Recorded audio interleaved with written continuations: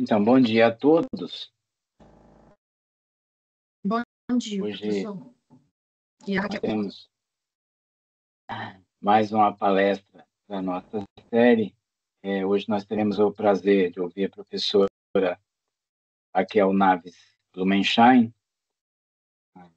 E gostaria, antes de tudo, de agradecê-la mais uma vez por sua disponibilidade, né? E, de antemão, pela contribuição que certamente ela vai, mais uma vez, dar a essa disciplina e a todos os participantes convidados externos. A professora Raquel, ela é professora na Faculdade de Arquitetura e Urbanismo da UNB desde 1993. Ela é diretora do Centro de Excelência da Building Research Establishment, da UNB. Foi fundadora do LACIS, Laboratório de Ambiente Construído, Inclusão e Sustentabilidade, e também fundadora do PISAC, que é o Parque de Inovação e Sustentabilidade do Ambiente Construído. Ela possui o bacharelado em Arquitetura pela Universidade Católica de Goiás, é mestre pela Bartlett School of Architecture and Planning da University College London e doutora pela UNB. Então, professora, mais uma vez, muito obrigado por nos agraciar com essa oportunidade e a palavra está com a senhora. Muito obrigada, professor Neander, pelo convite. É um prazer enorme estar aqui hoje com vocês. Bom dia a todos e a todas. Eu estou vendo aqui os nominhos, mas eu acho que eu só conheço mesmo a Yasmin, que é minha orientanda de doutorado. Então, assim, é um prazer enorme estar aqui e falar um pouquinho, né, do que nós vamos falar hoje, que é da aceleração da mudança de paradigmas na indústria da construção. Eu vou compartilhar a minha tela.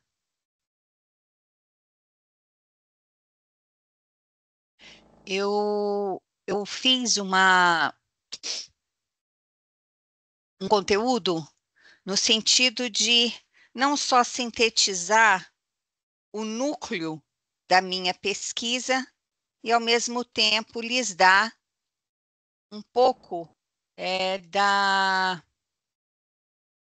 da perspectiva e da amplitude, né, daquilo que a gente vem desenvolvendo no âmbito aí do PISAC, né?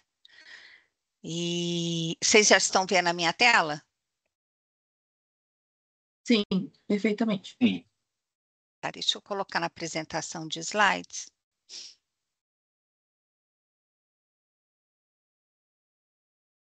Continua compartilhando, né? Sim. Tá ótimo. Então, vamos lá.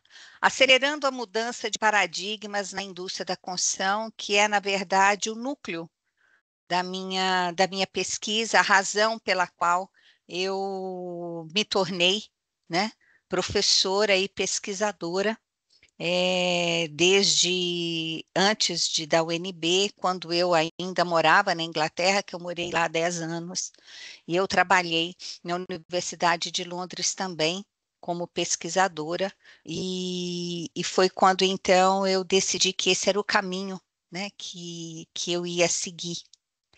Então, quando a gente fala, né, mudança de paradigma na indústria da construção, é muito interessante, porque o que, de certa forma, eu vivi há mais de 30 e poucos anos atrás, na Inglaterra, nós estamos hoje vivendo no Brasil, né?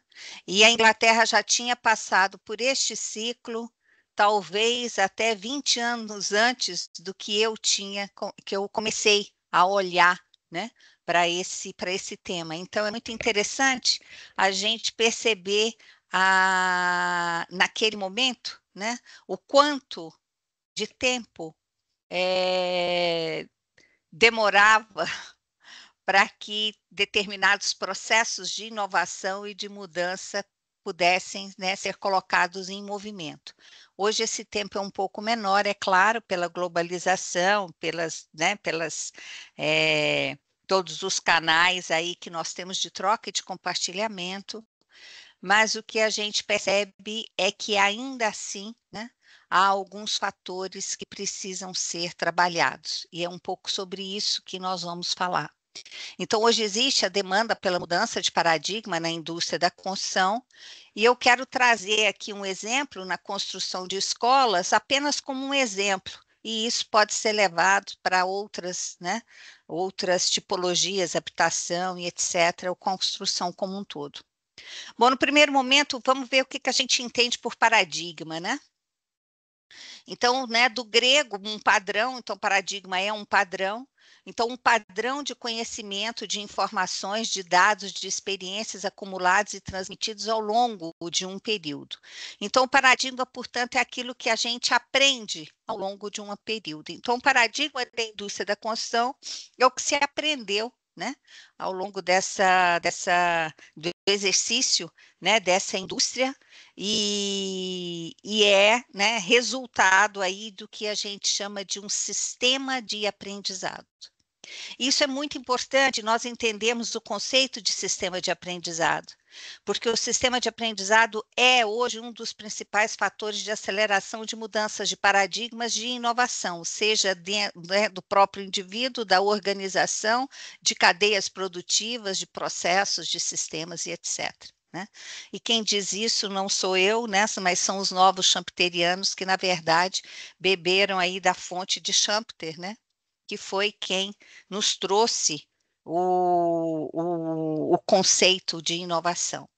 Então, o nosso trabalho tem sido, na verdade, né, a busca por entender como que se fortalece esse sistema de aprendizado, como que se acelera o fortalecimento desse sistema de aprendizado, né?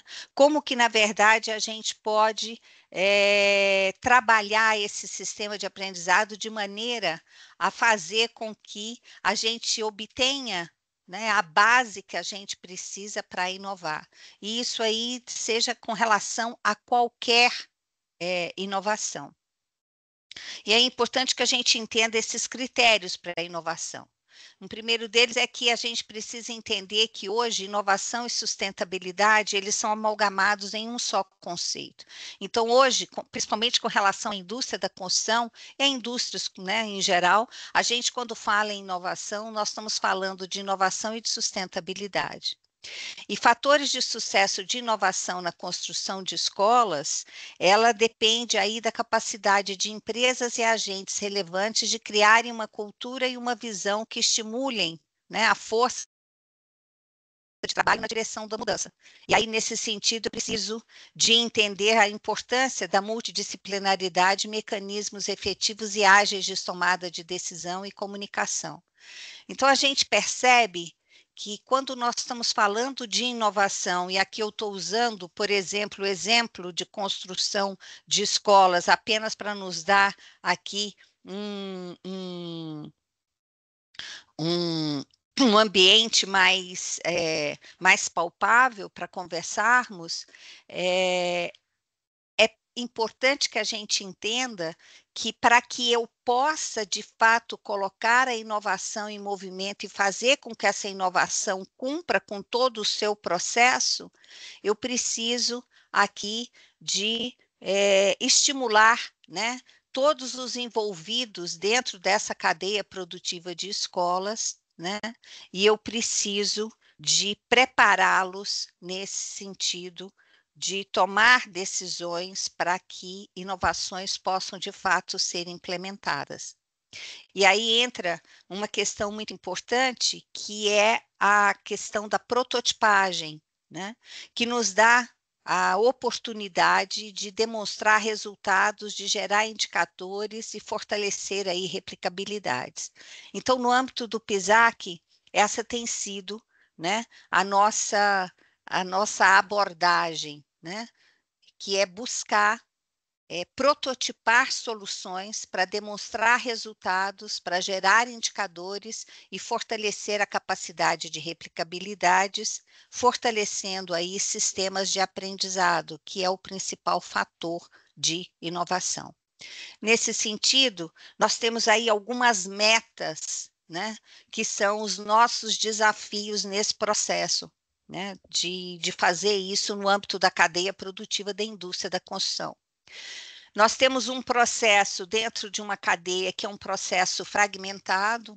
Então, apesar de que hoje nós já temos a consciência de que nós precisamos de um processo de projeto mais integrado, que nós temos tecnologias para isso, que nós já temos softwares para isso, né? Nós já temos metodologias para isso. O nosso processo, ele ainda é fragmentado, porque o sistema de aprendizado instalado na cadeia, ele ainda tem, né, essa visão de que eu faço um processo linear, né? Então, eu tenho um arquiteto que desenvolve um projeto, a partir do desenvolvimento do projeto de arquitetura, vai para o projeto complementares, depois dos projetos complementares, vai para orçamento e especificação, e isso é muito mais linear do que, na verdade, circular, né? Com o BIM, nós estamos, né, tendo a oportunidade de exercitar esse processo fora dessa linearidade,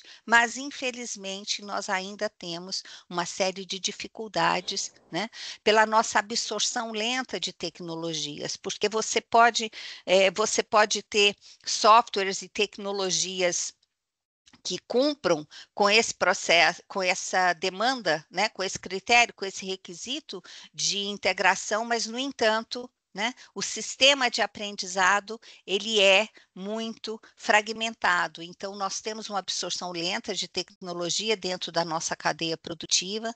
Existe uma lacuna muito grande entre aqueles que inovam e os retardatários, né? Então, é muito interessante, aqueles que vêm trabalhando, por exemplo, em BIM, né? A gente tem ainda, né, aqueles que já estão um pouco lá na frente, que já conseguem fazer esse processo, um processo muito mais efetivo e acelerado, e nós temos ainda os retardatários, né, que principalmente nas disciplinas de instalações, por exemplo, e isso é uma característica, né, desse processo. Uma outra questão dessa cadeia produtiva também um pouco complicada é que a taxa de rentabilidade ela é baixa e ela não é confiável. E ao longo do tempo, e principalmente na última década, essa taxa de rentabilidade ela tem ainda ficado mais baixa. E ela também não é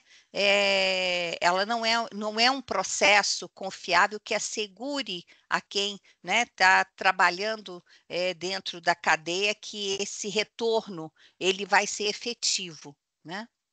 É uma indústria muito fragmentada, 77% dessa indústria são de pequenas empresas, né? Então, assim, a gente é muito pulverizado, né, essa indústria.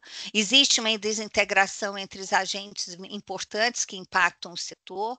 Então, tanto no setor público, no próprio setor produtivo e na academia, não existe uma integração no sentido de se ter um caminho acordado no sentido de acelerar, pode-se dizer assim, a mudança de paradigma dentro dessa indústria, e falta treinamento, né? Então, escassez de habilidades técnicas e principalmente gerenciais necessárias para obter novas técnicas e tecnologias, né? A questão da falta, né, de habilidade de gestão em todas as dimensões do processo produtivo, da cadeia produtiva da indústria da construção, é um fato, e isso tem um impacto muito negativo, né, na cadeia, particularmente no processo de absorção de inovação. Então, quando a gente olha uma escola, por exemplo, uma edificação, e, de novo, eu estou trazendo uma escola, mas eu poderia estar trazendo aqui qualquer outro edifício, qualquer outra tipologia, eu preciso pensar no ciclo de vida desse edifício. Então, eu não posso, hoje, eu não tenho mais condições de atuar dentro da cadeia produtiva da indústria da construção se eu não pensar no ciclo de vida desses produtos, né? E aí eu tenho que considerar as três principais etapas do ciclo de vida desses produtos. Eu tenho que pensar em planejamento, eu tenho que pensar em construção e eu tenho que pensar em operação. Né? E nesse processo de pensar no ciclo de vida desses produtos, aqui no caso do exemplo é a escola, isso requer que, desde o planejamento até a operação, todas as tecnologias que serão usadas, elas precisam ser integradas, né? Elas precisam de ter a integração desde o primeiro momento de tomada de decisão do projeto até a operação. E, de novo, né, o BIM é, sem dúvida alguma, uma oportunidade única que nos permite fazer essa integração de maneira muito mais efetiva, né? Nesse sentido, hoje, nós temos algumas disciplinas que nos são muito importantes, né? Então, o uso do BIM, como nós falamos, que vai permitir aí a integração da tomada de decisão considerando o ciclo de vida desse produto, né? A própria tecnologia 4D, que sem dúvida alguma nos permite a geração de dados, né? E a geração de informação de uma forma como nós não tínhamos antes, o que é muito importante. A necessidade de nós absorvermos a questão da construção industrializada de uma maneira definitiva, né? Então, hoje, se nós estamos falando, né, de mudança de paradigma nessa cadeia produtiva da indústria da construção, eu não tenho como não pensar em construção industrializada, né? Por quê? Porque eu já falei lá atrás que inovação e sustentabilidade são amalgamados, né? Então, eu preciso desse amálgama aí, desses dois conceitos, né? A questão da própria biofilia presente nesses projetos, né? E no caso da escola, né, a questão de eu aprender brincando e da participação da família. Em cada objeto, cada produto da cadeia produtiva da indústria da construção, nós vamos ter aí alguns agentes que a gente precisa, alguns usuários, né, que a gente precisa trazer para dentro do nosso processo. Quando a gente fala de construção industrializada, é importante a gente entender de maneira mesmo que um pouco superficial, mas o que a gente está falando, né, de construção industrializada? Né? A construção industrializada, ela nos traz e ela nos permite o menor prazo de execução, ela tem uma produção independente de condições climáticas, porque ela é feita em chão de fábrica, né? Ela requer o uso de mão de obra especializada, treinada, né? Ela usa matéria-prima selecionada, então tem muito mais controle de qualidade na execução, tem muito maior qualidade e precisão geométrica, tem o menor consumo de materiais, né, e percentual de perdas, porque eu tenho controle sobre essa produção, né? Tem muito maior controle do custo e maior potencial de desconstrução. E uma coisa muito importante é que ele tem muito mais condições ele oferece, né, muito mais condições de controle de emissões, né, como um todo. E isso, em termos aí, né, de CO2, para nós é muito importante. Então, hoje nós trabalhamos com a construção industrializada no sentido realmente de que ela permite, né, um resultado muito mais efetivo e eficiente quando a gente está falando aí em inovação. Lembrando, inovação amalgamado à sustentabilidade. E é preciso que a gente entenda que o processo construtivo, ele é diferenciado quando nós falamos de construção industrializada. Então, nós temos um processo que ele não é linear, apesar de que aqui ele está linear, mas ele não é linear, ele é muito mais cíclico, e nós temos uma análise de viabilidade inicial, né, um planejamento preliminar, né? Nós temos uma fase de contratação a partir do momento que eu já fiz essa análise de viabilidade.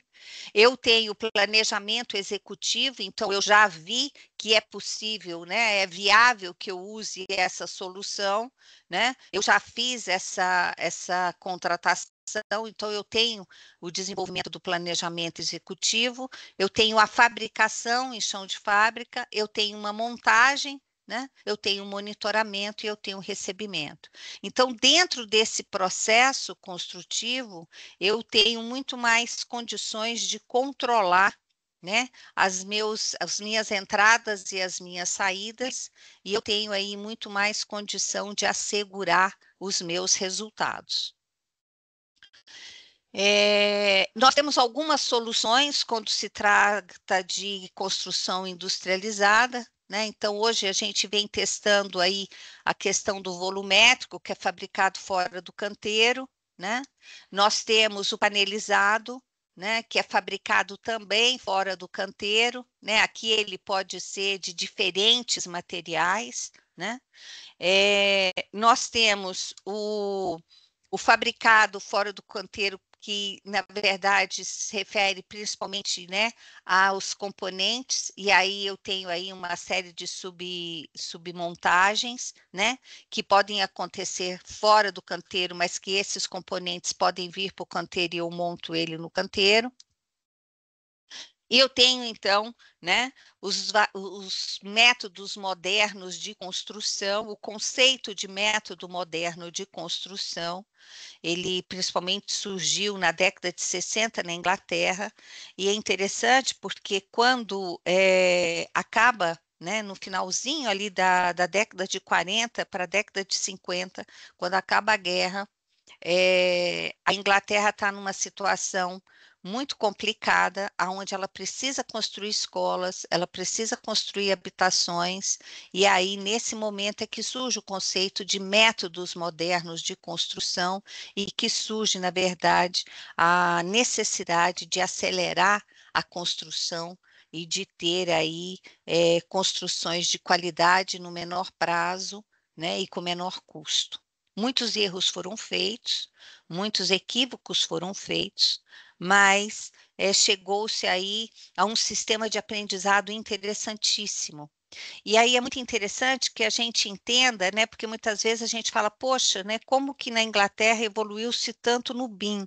Como que na Inglaterra, né, avançou-se tanto num processo produtivo integrado, né, compartilhado? E é aí que a gente precisa entender que, na verdade, isso surge lá atrás, né, desde o momento em que houve a demanda de uma construção acelerada, de suprir uma demanda de maneira específica e que tinha a demanda de ser construções de qualidade, com baixo custo e rápidas, né? Então, começou a haver uma implicação e uma influência no processo de projeto e que, então, desencadeou, sem dúvida alguma, um sistema de aprendizado todo voltado para que a indústria da construção, a cadeia produtiva da indústria da construção fosse capaz de responder a essa demanda. Tem um manual da construção industrializada, né? Ele é um manual que compõe aí um conjunto de informações que tem como objetivo subsidiar o processo de tomada de decisão para o uso de sistemas industrializados. Ele já é um manual, sobre o nosso ponto de vista, obsoleto, fomos nós que produzimos esse manual, mas nós já estamos produzindo um outro manual, porque nós já aprendemos uma série de questões que precisam ser revistas. Mas esse é uma referência interessante para ajudar a pensar aí o que é de fato essa industrialização na indústria da construção e quais são os requisitos para se pensar neste processo de planejamento e contratação de sistemas construtivos, né? Principalmente de estrutura e vedação. Então, ele, sem dúvida, ajuda a pensar nesse processo. Nós vivemos um momento hoje em que o nosso futuro ele é muito incerto, né? Nós não sabemos exatamente onde nós estaremos dentro, por exemplo, de 5 a 10 anos, no sentido tanto da economia, quanto no sentido do clima, quanto no sentido geopolítico. Então, nós vivemos hoje um momento de muita tensão, né, dentro da nossa sociedade, e isso nos traz, sem dúvida alguma, uma necessidade de buscar caminhos que nos permitam ter um pouco mais de segurança naquilo que a gente está fazendo. Paralelamente a isso, nós temos aí a velocidade de mudança tecnológica e os seus impactos, né, que são gigantescos. Então, mesmo não tendo o sistema de aprendizado compatível com a absorção de muitas dessas tecnologias, elas continuam em evolução e elas continuam nessa velocidade de mudança. Então, isso também traz um grande impacto, né, para a atuação dessa cadeia.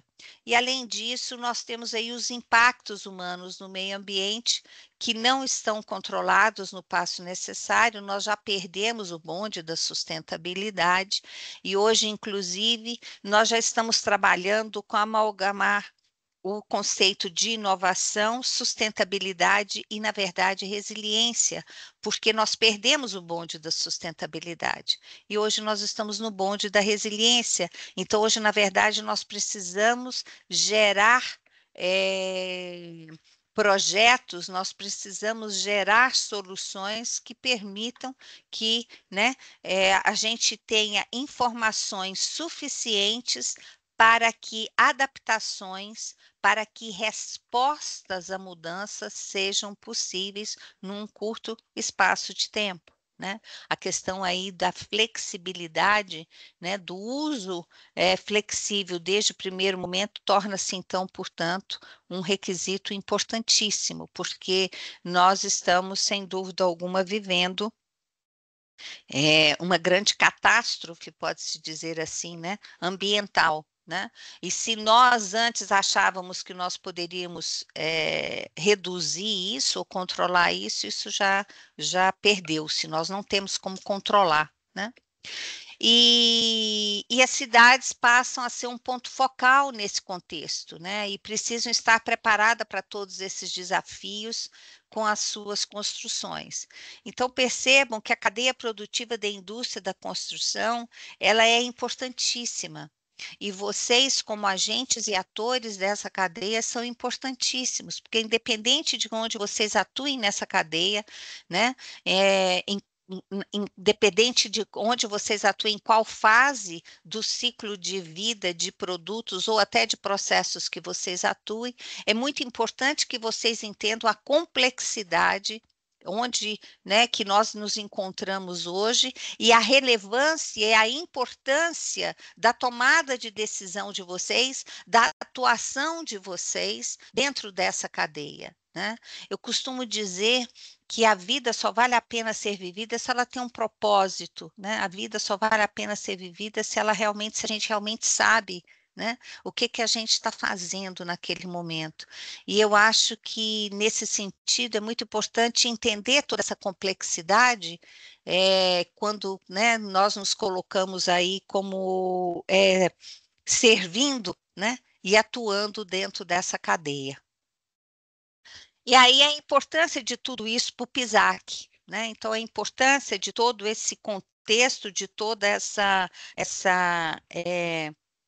análise para a nossa atuação. Né? Então, duas premissas norteiam o nosso trabalho no PISAC. Então, é o fortalecimento do sistema de aprendizado na produção do ambiente construído, e quando eu estou falando produção de ambiente construído, eu estou falando de processos e eu estou falando de produtos. né? Então, veja, eu estou falando de processos considerando o ciclo de vida de todos os objetos, seja ele, né, edificação, seja ele urbano, né? Então, seja ele uma obra de infraestrutura, seja ele uma obra de paisagismo, seja ele um edifício, seja ele um bairro, seja ele uma cidade, né? E na governança humana, urbana. Então, se nós não fortalecermos o sistema de aprendizado na produção, né, do ambiente construído, em seus processos e produtos, e na governança urbana, no sentido de preparar aqueles que estão envolvidos, né, nessa cadeia produtiva, naqueles que estão tomando decisões, né, na cadeia produtiva, e sem oferecer soluções ou referências, nós não vamos estar cumprindo com o nosso objetivo, né? Nós não vamos estar cumprindo com o nosso propósito. Então, o que é o PISAC, né? Que é esse Parque de Inovação e Sustentabilidade do Ambiente Construído, né? O PISAC, ele é um ambiente que ele surgiu, né, com a finalidade, primeiro, como ele surgiu como uma plataforma tecnológica para facilitar a comunicação e fomentar a parceria entre detentores de interesse, implementando projetos que atendam aí a demandas de P&D e capacitação com foco em inovação, sustentabilidade e resiliência, considerando planejamento, construção e operação do ambiente construído, né? A gente também ainda atua como fórum de discussão de ciência e tecnologia, mecanismos de regulação e estruturação de políticas públicas para o setor. Nós damos muitas referências ao setor público, muitos subsídios ao setor público para que eles pensem melhor, né, em alguns instrumentos de regulamentação, em alguns instrumentos de monitoramento, né, e de nortear a própria atuação dentro dessa cadeia, né? Então, fornecedores e usuários de inovação em ciência e tecnologia, o próprio setor produtivo, né, tanto o público quanto o privado, as agências de financiamento, governos federal e estadual, pesquisadores de, né, instituições de ensino superior, tudo isso nos interessa, tudo isso nos diz respeito. Hoje, nós não somos mais uma plataforma tecnológica.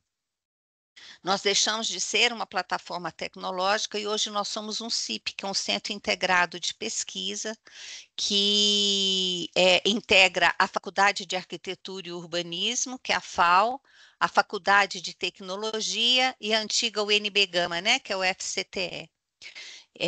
Nós hoje, apesar de que nós estamos localizados dentro do Parque de Ciência e Tecnologia, né, da Universidade de Brasília, que é o PCTec, hoje nós não somos mais ligados ao PCTec como plataforma tecnológica.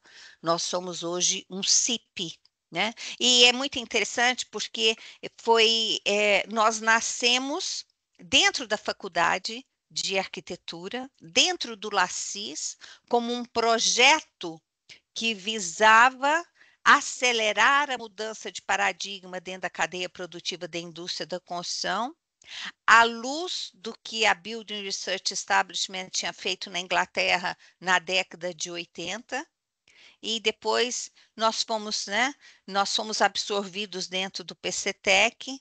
Infelizmente, nós não conseguimos fazer dentro do PCTec o que o PISAC nasceu para fazer, e aí, felizmente, nós conseguimos integrar definitivamente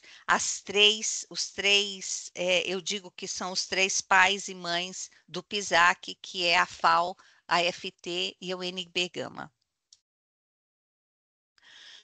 Então, o PISAC hoje ele está localizado no Darcy Ribeiro, ali em frente à Finatec. Nós temos a missão de ser esse centro transformador do ambiente construído por meio de desenvolvimento, teste e disseminação de inovações tecnológicas para processos e produtos. Então, todos os processos e produtos relacionados a planejamento, a construção e operação do ambiente construído nos diz respeito e nos interessa. E nós temos a visão de que inovação né, ela está em constante movimento para transformar esse ambiente construído, processos e produtos, né, visando a sustentabilidade e resiliência. Então, isso tem sido o nosso norte, isso tem sido, né, o nosso caminho. Hoje, nós atuamos com capacitação, com treinamentos específicos, nós desenvolvemos pesquisa, nós trabalhamos com prototipagem e nós temos o Lab PISAC, onde nós oferecemos produtos e serviços, né, à sociedade. Temos um trabalho muito fortalecido em BIM, em desenvolvimento de projetos em BIM, em soluções, né, de projetos em BIM, além de vários outros, atuações.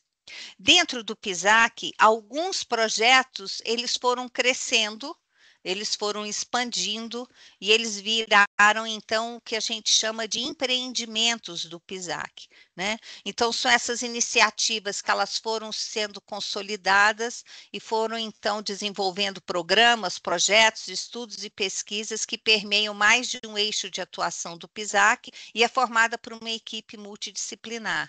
E aí, com relação a esses empreendimentos, a gente chama atenção para o NB-BIM, que é um ambiente dedicado exclusivamente ao BIM, ao NUESP, que é o Núcleo de Estudo e Pesquisa de Edificações Especiais. Aqui a gente vem desenvolvendo muita pesquisa e muita solução para edificação penal, para edificação que subsidia a segurança pública, seja no ensino, seja no treinamento, né? E também edificações de saúde, né? Temos alguns trabalhos muito interessantes. Hoje a gente está desenvolvendo, inclusive, algumas soluções para hospitais em regiões, né, indígenas, além de desenvolver projetos de edifícios de inovação para ambientes hospitalares, principalmente públicos. Muito interessante, um projeto interessantíssimo. A própria Praça de Protótipos, que é um ambiente de demonstração, eu vou falar dela para vocês. O CECIS, que é o Centro de Excelência de Comunidades Integradas Sustentáveis, né, que foi implementado em conjunto com a Building Research Establishment inglesa. O LACIS, que foi a mãe e o pai do PISAC, mas hoje é um empreendimento do PISAC. O LACIS, hoje ele é coordenado pela professora Érica e pelo professor Luiz Pedro. Eu passei para eles o LACIS, né? E o SET, que é uma iniciativa um pouco embrionária, mas a gente também já conseguiu avançar, que visa aí, né, desenvolvimento de colônias espaciais e de projetos de colônias espaciais, né, junto com a Universidade da Itália. Alguns resultados relevantes nesse processo, com o objetivo de lhes dar aí alguns parâmetros, né, e algumas referências nessa busca, né? Então, nas últimas 5 décadas, a gente tem testemunhado a expansão, né, da transformação digital e a evolução de como trabalhar a partir e com essa transformação digital, né? O próprio BIM faz parte dessa transformação digital. Então, nesse sentido, a gente constata a evolução do modelo de construções inteligentes e cidades inteligentes. Então, nós temos, né, em 1970, nós temos alguns momentos, né, a década de 70, que a gente já começa com algumas inovações e com algumas soluções nesse sentido, né? Isso se intensifica na década de 90, e aí a gente tem algumas inovações um pouco mais complexas, né? Que é justamente possibilitada por essa rede de estrutura e capacidade, né, que a gente já passa a ter, e 2000 que a gente tem, então, a aceleração. Então, veja bem, foi necessário, né, que houvesse uma preparação para essa evolução, né, de absorção aí dessas tecnologias e dessa revolução, né, digital, né? E isso, na verdade, é um processo infinito, não para, né? E aí uma pergunta importante é quão aderente está a organização ao modelo de imaturidade de construção inteligente. E aqui cabe também quão aderente você está, quão aderente o seu modelo, né? E a sua maturidade está aderente a essa demanda dessa construção inteligente. Então, a gente pode olhar aqui alguns critérios, né, para essa avaliação, para essa análise. Aqui eu posso aplicá-la a uma organização, mas eu posso aplicá-la também ao indivíduo, né? E aí eu tenho algumas diretrizes importantes, né? Se eu estou falando de construção inteligente, se eu estou falando de cidade inteligente, é importante que eu tenha alguns conceitos, ou é importante que dentro do meu sistema de aprendizado esses conceitos reverberem, esses conceitos dialoguem comigo, ou dialoguem com a minha organização, ou dialoguem com o meu processo, né? De desenvolvimento de projetos, se for o caso. Então, eu estou falando aqui de uma governança inteligente, eu estou falando aqui de ambientes inteligentes, eu estou falando aqui de uma vida inteligente, eu estou falando aqui de uma mobilidade inteligente, eu estou falando de pessoas inteligentes e eu estou falando de uma economia inteligente. Então, veja bem, se nós estamos buscando uma inovação dentro de toda a cadeia produtiva da indústria da construção, dos seus processos e dos seus produtos, eu preciso absorver o que são, na verdade, esses conceitos, tanto a nível individual quanto a nível de organização, né? E pode ser a nível de organização, instituição, a nível de organização, processo de projeto. Então, veja bem, com relação à governança inteligente, né, eu preciso entender que a governança inteligente, ela requer, né, transparência, ela requer dados, né, abertos, acessíveis e analisáveis. E eu estou falando aqui também de tanto o uso, né, de políticas de oferta e procura de maneira equilibrada, de maneira justa. E eu estou falando aqui de políticas também de ciência e tecnologia, de maneira a permitir, né, que informação e comunicação tecnológica aconteça de maneira efetiva, né, e de toda a comunidade. Eu também estou falando de ambientes inteligentes. Quando eu falo de ambientes inteligentes, eu estou falando de uma energia e de uma construção e de um planejamento urbano mais sustentável, que tenha um desempenho ambiental mais sustentável. Eu também estou falando de vida inteligente, né? Então, eu estou considerando a questão da segurança, eu estou considerando a questão do bem-estar, né? Da cultura, né? Do bem-estar, da saúde, né? Eu estou falando da mobilidade inteligente, então o acesso a diferentes tipos de transportes, a opções limpas, né? E não motorizadas de transporte, a integração técnico-informacional. Eu estou falando de pessoas inteligentes, né? Então, pessoas, né, que dão e que têm e que buscam apoio à criatividade, uma sociedade inclusiva, né? Uma educação para esse século atual, né? Mais aderente, e eu estou falando de uma economia inteligente, né? Então, eu estou falando de empreendedorismo e inovação, eu estou falando de produtividade, e eu estou falando de interconexão, tanto global quanto local. Então, na verdade, esse disco, né, ele é apenas para nos fazer, né, pensar em todas as dimensões que nós precisamos nos preparar se nós realmente estamos dispostos e se nós escolhemos atuar dentro, né, da construção inteligente e da cidade inteligente. E dentro de tudo isso, nós temos que reconhecer o papel da governança.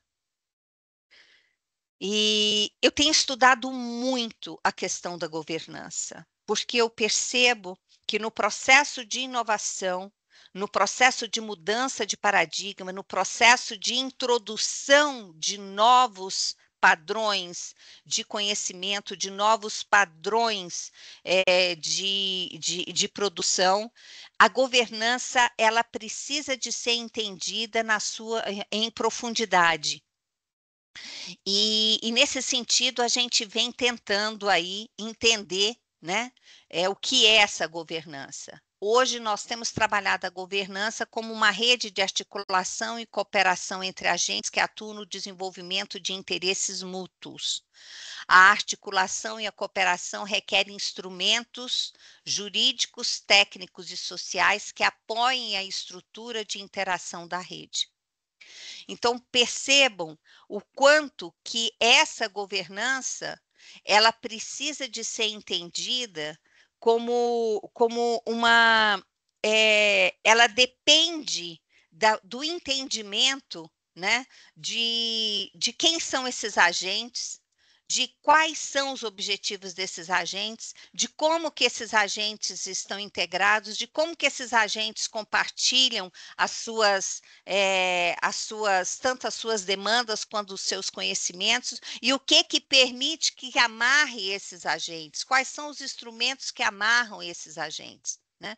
Então, a governança passa a ser, sem dúvida alguma, importantíssima dentro desse processo, né? Então, nós temos agentes, nós temos ações, nós temos sociedade, comunidades e temos as suas ações, e é importante que a gente entenda os instrumentos, né, que amarra tudo isso para que haja uma troca efetiva e um fluxo efetivo de informação, né, nesse processo. Então, o papel da governança, a gente tem trabalhado como essa rede de comunicação e organização entre agentes que se articulam para que as pessoas e as organizações, dentro de sua área de atuação, tenham uma conduta determinada, satisfaçam suas necessidades e respondam às suas demandas. Essa rede é fundamental para a potencialização de inovações com objetivos estratégicos específicos.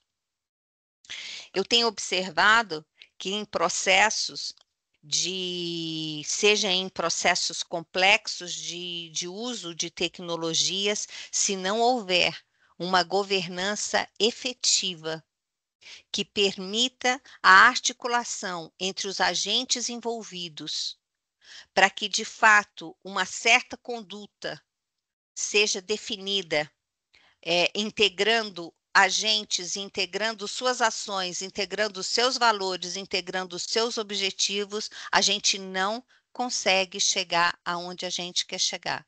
E em termos de inovação, a gente não consegue chegar aonde a gente quer chegar. Hoje a gente tem o ProInves, que é um programa que nós desenvolvemos para a inovação em escolas. Então, estamos desenvolvendo a Sala de Aula do Futuro, junto com o Instituto de Tecnologia de Construção Industrializada, o ITIE.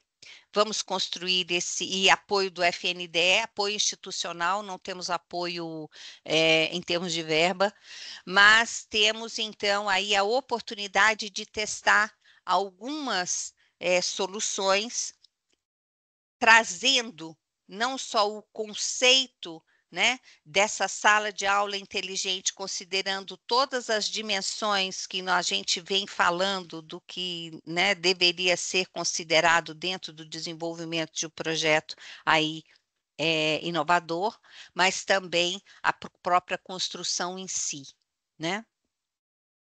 Nós temos um trabalho de governança, onde ela tem sido trabalhada no âmbito do ecossistema de inovação. Então, nós desenvolvemos algumas ferramentas para avaliar e caracterizar o ecossistema de inovação, seja o ecossistema de inovação de território, seja ecossistemas de inovação de organizações, de instituições.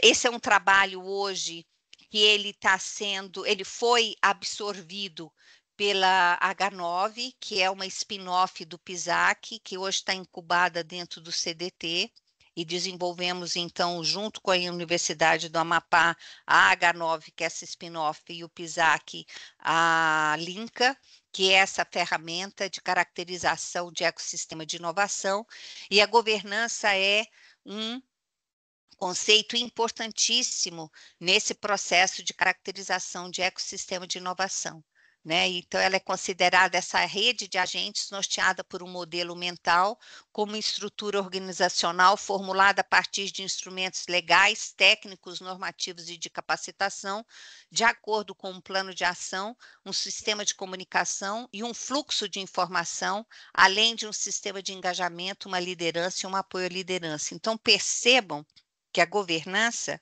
ela é, na verdade, fundamental dentro do processo de inovação, porque é ela que estrutura todo o processo, estrutura todos os agentes, estrutura todas as ações para que a gente possa atuar de maneira efetiva. Nós trabalhamos, então, nesse momento, né, falando de escolas, o ecossistema de inovação para consolidação do PROINVES. Então, é importante que a gente entenda ecossistema de inovação. Nós trabalhamos com a sobreposição de dois preceitos teóricos, que é inovação e de ecossistema, né? E que a gente considera aí o conjunto de agentes em comunidade que interagem e se integram mediante um fluxo de energia e de insumos que são ordenados por instrumentos, tais como leis, normas técnicas, boas práticas, e essas interações ocorrem em um ambiente de troca de recursos e de informação e de acordo com uma governança. Então, só para que vocês possam entender a complexidade, né, desses conceitos no sentido de como é que a gente vem trabalhando. Então, o ecossistema de inovação, ele tem como dimensões a comunidade, o fluxo de energia, os instrumentos, o contexto, né, e a governança, e dentro de todo o processo produtivo da cadeia produtiva da indústria da construção, o que a gente vem fazendo é trabalhando aquele ecossistema naquele momento, seja de uma organização, seja de um território, seja de um processo de projeto. A gente, então, trabalha a comunidade, a gente trabalha o fluxo de energia, né, dentro dessa comunidade, a gente trabalha os instrumentos que viabilizam a estruturação desse fluxo de energia, a gente trabalha o contexto, aonde essa organização, esse processo, esse território está, e a gente trabalha principalmente a governança. Então, só para vocês entenderem aí o nosso método de trabalho, e a gente tem feito isso de maneira bem disciplinada e que tem permitido aí a gente ter alguns resultados, né? E o padrão, né, ele é importante quando a gente estabelece, para que a gente estabeleça aí o objetivo comum dentro desses processos, né? Então, aí nós temos o BIM como um exemplo de inovação que a gente tem trabalhado, né? E aí nós temos vários conceitos de BIM, que vocês já passaram por eles, né? Estão carecas de passar por eles, né? Desde o uso de representação digital compartilhada de um ativo para facilitar processos de design, construção e operação, para formar uma base confiável para decisões, até SUCAR, né? Como um conjunto de políticas, processos e tecnologias interrelacionadas, atuando para gerenciar os dados de projeto e da construção de um edifício em formato digital ao longo de todo o ciclo de vida. Na verdade, o BIM, ele é esse elefante, né, que ele é desde o modelo mental, ele é desde um software, ele é uma abordagem com relação ao ciclo de vida, ele também é, sem dúvida alguma, o planejamento de uma sequência de construção, ele é uma metodologia, ele é uma modelagem 3D, ele é um ambiente comum de dados. Então, na verdade, o BIM, ele é uma, sobre o nosso ponto de vista, ele é realmente um modelo mental que exige uma metodologia que usa uma tecnologia. Então, para que a gente possa entender, né, essa complexidade do conceito do BIM. Né? E a aplicação do BIM nas etapas do ciclo de vida do empreendimento, a gente tem, né, trabalhado isso ao longo de todo o ciclo da edificação, então desde o desenvolvimento do projeto, né, desde a análise de toda a documentação, desde o planejamento da construção, né, desde a operação e manutenção.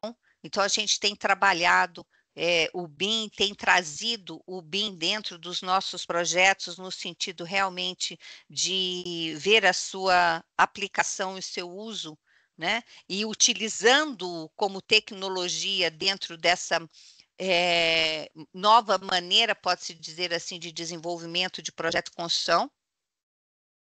A gente também tem trabalhado com várias instituições no sentido de aprofundar a questão da redução da emissão de carbono, né, e entender o que é esse cenário de fato, o que isso de fato nos impacta e como que de fato a gente pode trazer isso dentro dos nossos desenvolvimentos de soluções, né?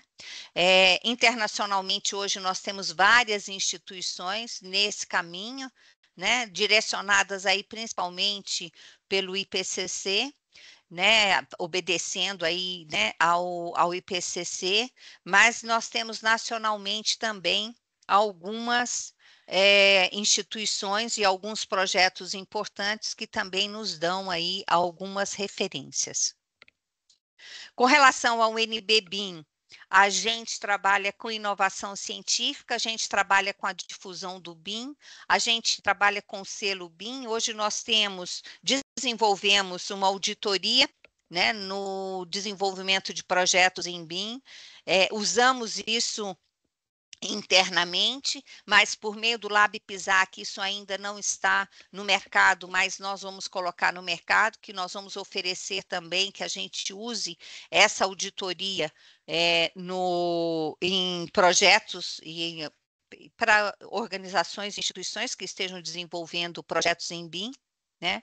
A gente apoia aí o decreto 10.306, principalmente para órgãos públicos, então todos os projetos que a gente vem desenvolvendo em BIM para o setor público é muito no sentido de fortalecer o sistema de aprendizado do setor público na absorção do BIM.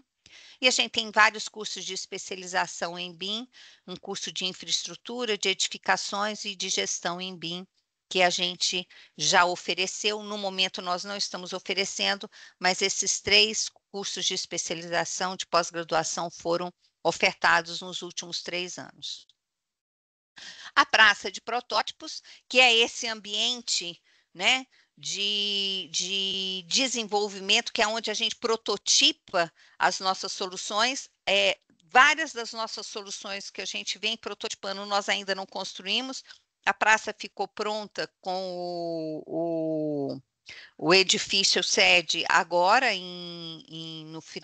no início do ano, e ainda não foi inaugurado, deve ser inaugurado esse semestre, mas a gente já vem desenvolvendo vários projetos, né, em BIM, com um padrão de sustentabilidade e buscando, né, um nível de inovação e considerando aí o planejamento, a construção e operação desses protótipos. Então, a praça hoje ela tem 15 terrenos, nós temos 13 terrenos 10 por 20 e temos 2 terrenos um pouco maiores.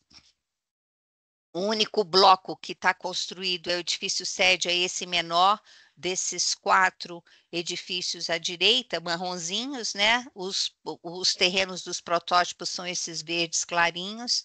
E a praça de protótipos tem como premissa, né, que isso aqui é uma célula de uma cidade inteligente, então cidades inteligentes, humanas, sustentáveis, criativas e resilientes. Então, o nosso objetivo é tratar essa praça de protótipos como uma célula de cidade inteligente. A gente vem trabalhando a integração do BIM e do GIS.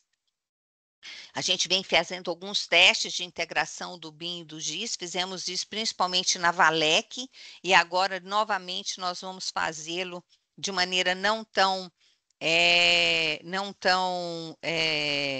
eu diria, complexa como foi feito na Valec, mas a gente tem um projeto que inclusive Yasmin está envolvida, do setor comercial sul, e a gente talvez tenha que integrar de novo aí o BIM e o GIS, ferramentas de gestão para resiliência, soluções de eficiência hídrica, soluções de eficiência energética, soluções integradas de gestão urbana, então com relação à segurança, meio ambiente, né, e etc. A própria inteligência artificial, integração da cadeia produtiva, integração do setor público. Então, esse é o objetivo da praça de protótipos. Nós estamos fechando um acordo com a Caixa Econômica Federal e com o ITIE, que são os nossos parceiros que esse ano a gente conseguiu fechar, e a gente acredita que esse ano a gente começa, então, a construir esses protótipos e a colocar em prática algumas dessas soluções. Esse é um trabalho que foi feito no sentido de ter um programa de necessidades mínimo para a praça de protótipos, considerando uma série de tecnologias e de soluções que podem ser absorvidas por soluções, por cidades inteligentes, soluções inteligentes. Então, isso aqui foi só um programa de necessidades que a gente desenvolveu para que a gente pudesse ter aí as várias alternativas, né? Então, desde protótipos destinados a hortas urbanos e jardins comunitários, a protótipos com jardins verticais, a mobiliários urbanos voltados para permanência, contemplação e etc., né? Então, essas são alguns dos protótipos que a gente vem buscando trazer parceiros, né? E temos alguns protótipos que já foram desenvolvidos, que foi o edifício de eficiência hídrica, edifício de uso misto e edifício de habitação de baixo impacto ambiental, esse último para regiões aí, né, de agricultura, agropecuárias e etc.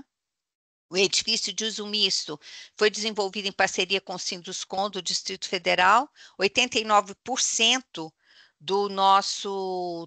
da nossa necessidade, né, da nossa demanda de terreno do Distrito Federal é para uso misto, para Minha Casa Minha Vida, e o edifício de eficiência hídrica, unidade de saúde, é um edifício que visa aí a gente testar o uso da água em banhos técnicos, lavanderia, em cozinha, de hospitais. Enfim, o meu objetivo foi lhes trazer um pouco desse universo do PISAC e as premissas do nosso trabalho, o que norteia o nosso trabalho, o que tem, né, norteado o nosso trabalho, e lhes mostrar, né, a responsabilidade que nós, como agentes da cadeia produtiva da indústria da construção, temos ao atuar nessa cadeia, né? Então, vocês hoje estão dentro de uma universidade, né, aí numa disciplina de pós-graduação. Então, eu acredito que a gente precisa reforçar, né, a responsabilidade que cada um de nós tem no sentido de atuar dentro dessa cadeia de maneira a cumprir, não é, com o nosso propósito de trazer aí processos e produtos que sejam mais eficientes, que sejam mais sustentáveis e que tenham melhor desempenho em todos os sentidos. Eu espero que eu tenha contribuído de alguma forma para fazê-los pensar. Esse foi o meu objetivo, né? E, ao mesmo tempo, também lhes dar a oportunidade de conhecer um pouco do nosso trabalho e dizer que eu estou, né, à disposição, né, para o que vocês precisarem de mim. Eu tenho tentado trazer o professor Neander para o PISAC já há alguns anos, não consegui ainda. E eu espero que ele também se apaixone, né, pelo PISAC e identifique no PISAC esse ambiente que pode, né, sem dúvida alguma, permitir, né, ampliar aí a atuação, enfim. E convido todos vocês, é claro, a se envolverem nos nossos projetos. Muito obrigada pela oportunidade. Professora, mais uma vez, nós é que agradecemos a sua exposição, a sua contribuição, e, de fato, é bastante, não sei exatamente qual palavra utilizar, né? Como se diz, é mais do que um convite, né, que você me faz, é quase que como uma... me falta a palavra agora, você disse aí que espera que o professor Neander se interesse pelo PISAC, que eu tenho o maior interesse, né? Tenho tido alguns problemas de caráter pessoal que não tem me permitido muito tempo nessa etapa da minha vida abraçar mais algumas coisas, mas com certeza, quanto mais você amadurece, você eu, né? Quanto mais você amadurece, mais você percebe que você precisa lidar mais com as coisas a fim da sua profissão, dos seus projetos de vida, do que com as questões burocráticas, né? Enquanto mais os anos vão passando, menos burocracia eu tenho na minha frente. De fato, eu reconheço que a senhora tem me convidado já há um bom tempo, não é, a participar do PISAC, e, de fato, eu tenho o maior interesse. Eu tenho que resolver alguns problemas aqui em casa, né, de problemas de saúde na família, mas eu acho assim, muito interessante. Eu acho, antes de passar a palavra aos outros, né, e o seu trabalho, à medida que você foi falando, ele é bastante abrangente, ele trata de muitas questões conceituais, não é? E tem muitos aspectos envolvidos, mas tem algumas coisas que ficavam me chamando a atenção na minha mente, à medida que, mais uma vez, você veio mostrar o seu trabalho e veio mostrar de uma maneira diferente. A cada semestre parece que você coloca de um outro ângulo, de um ângulo mais abrangente, de um ângulo que mais nuances são percebidas. Mas, ao longo dessa sua trajetória, né, eu fiquei pensando muito que o seu projeto, né, se a gente pensar nele como um todo, né, é um grande protótipo. É um grande protótipo no sentido genérico da palavra. Né? Um protótipo é aquele processo em que você procura uma solução, mas essa solução ela nunca é uma solução acabada. Ela é um teste, né, que é submetido a certas condições e que, de novo, aferida e melhorias são feitas, é construído um novo protótipo e a gente vai avançando nesse processo que a gente chama, ou você chama de inovação, né? Essa relação é muito forte entre esse conceito de prototipagem com um estado mental, né? Um mindset, um conceito genérico que não é simplesmente restrito a coisas físicas, mas também a processo, não é? Você vai, então, construindo coisas novas o tempo todo. Você vai inovando, né? E é imprescindível que, para inovar, que você prototipe, seja em qualquer escala, né? Na escala mais genérica ou na escala física, né? E que você teste, você submeta isso aos stakeholders, aos usuários, aos possíveis clientes, e que você tenha feedback e você aí continue a prototipar e melhorar esses processos e produtos, né? Então, assim, eu acho que há uma grande ligação com o tema da disciplina e que não se restringe apenas à prototipagem de produtos físicos, né? Embora seja fascinante, né? Gostaria muito de conhecer o parque de protótipos, né? Em que estágio ele se encontra agora, o que já foi feito, não é? Você citou alguns exemplos, né? Assim, fica algumas questões no ar: quanto tempo que eles duram, né? Eles são submetidos a mudanças constantes. Como é que realmente isso funciona? Eu não sei. Estou tentando lançar algumas questões para estimular o nosso debate, a nossa conversa.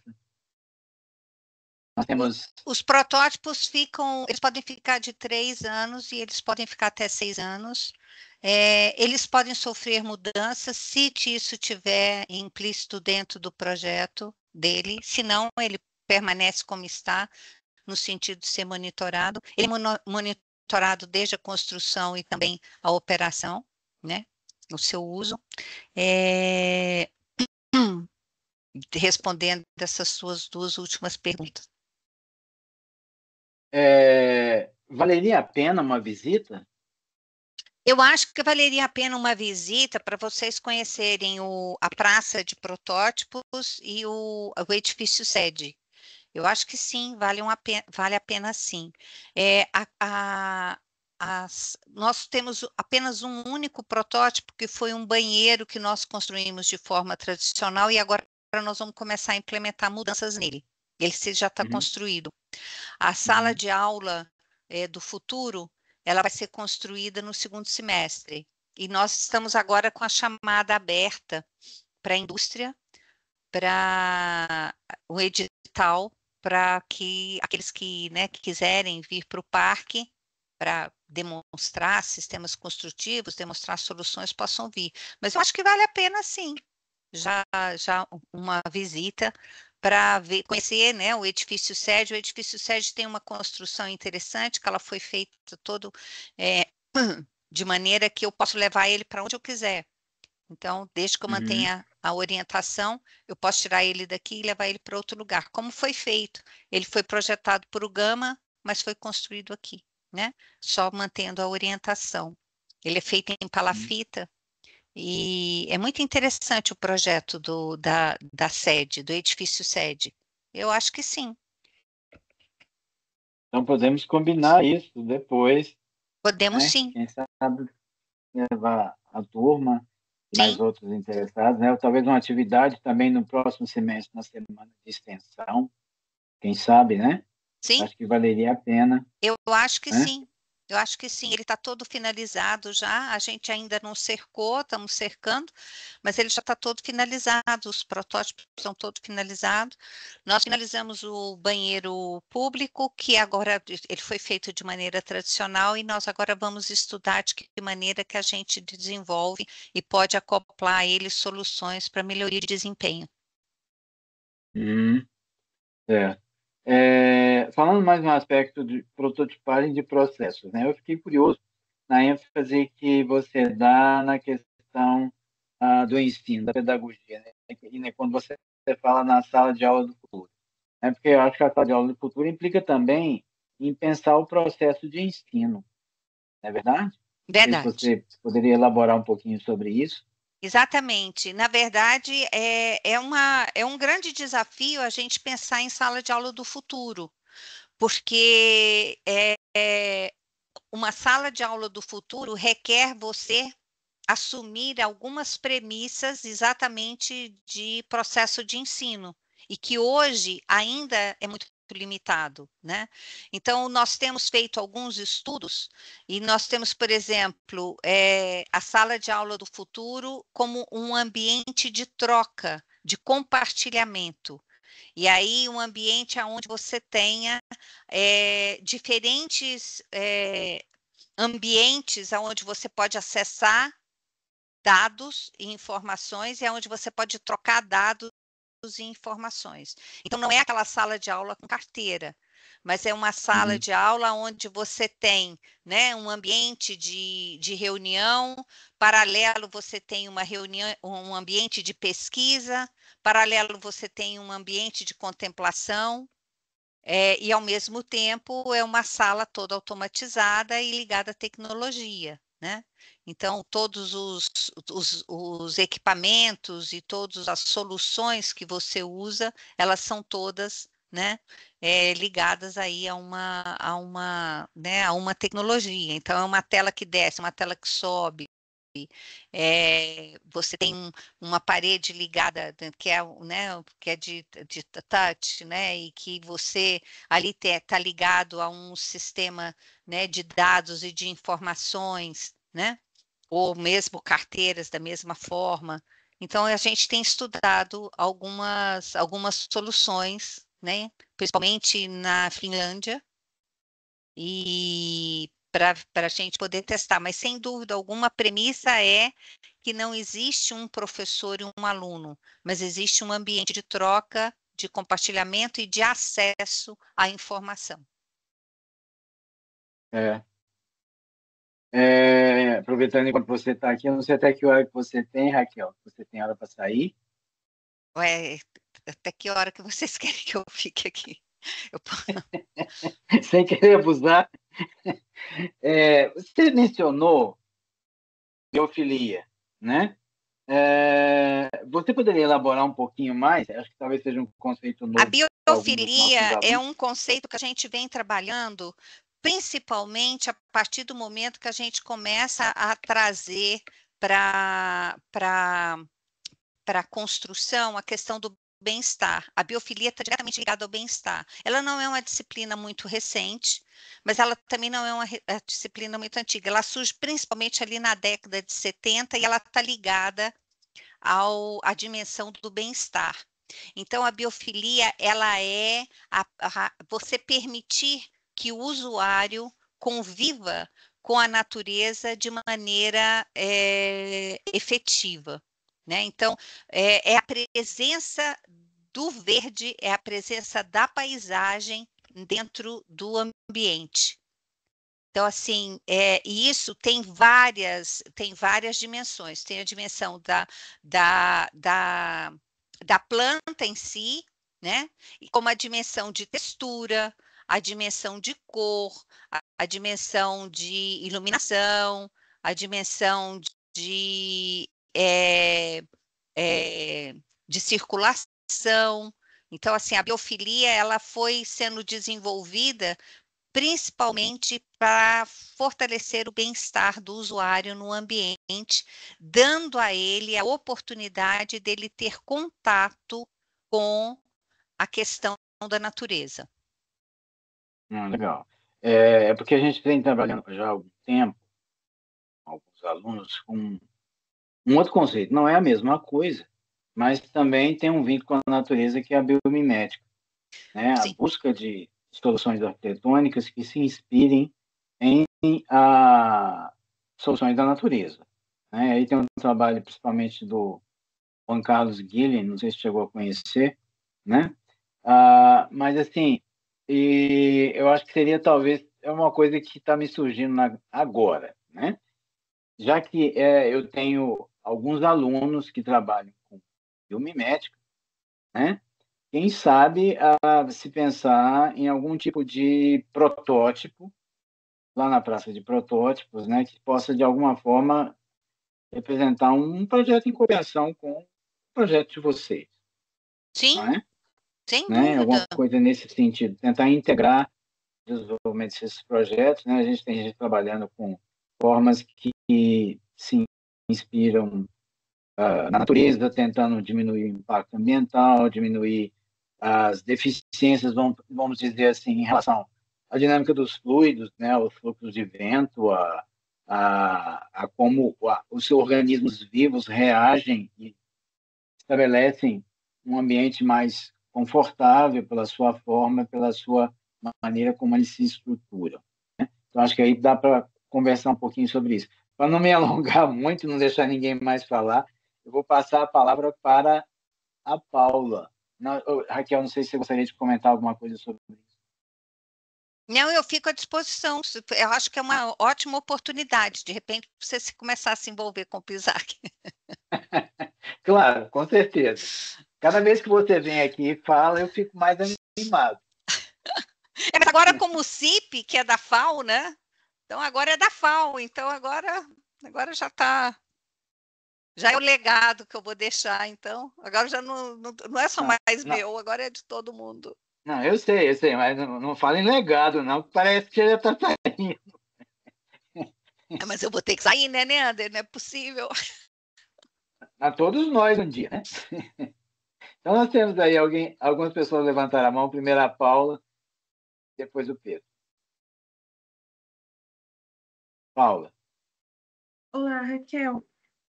Então, eu acho que anotei aqui 2 tópicos. Uma das tarefas da matéria do Neander é fazer um artigo. Aí eu estava pensando no tema, e aí veio, né, aquela ideia assim, insight, de fazer um kit, uma miniatura, um kit, algo minimalista, que é uma maquete para melhorar a comunicação na reunião cliente, arquiteto com o cliente. Não ficar. Não, ser mais um acessório para explicar o projeto. Né? Tem o 3D, tem a planta baixa, mas também tem algo que funcione de forma tátil, visual e noção espacial ao mesmo tempo. Uhum. E você aí, está falando de um artefato, né? Isso, físico mesmo. E aí isso poderia. Aí, enfim, então está pano para manga bastante. Se isso vai ser impresso em uma impressora 3D, o método de fabricação, material, como que vai organizar.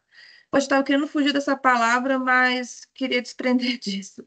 É uma ideia de Lego, né? Mas para fazer essa maquete de reunião com o cliente.